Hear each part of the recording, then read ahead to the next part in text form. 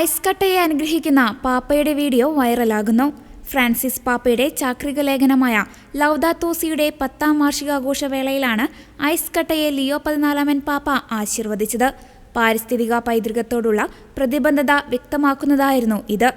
US president Donald Trump UN പൊതുസഭയിൽ ആഗോളതാപനത്തെ ഒരു തട്ടിപ്പ് എന്ന് വിളിച്ചതിനെ ഏതാനും ദിവസങ്ങൾക്ക് ശേഷമാണ് പാപ്പ ഐസ് കട്ടയെ ആശീർവദിച്ചത്.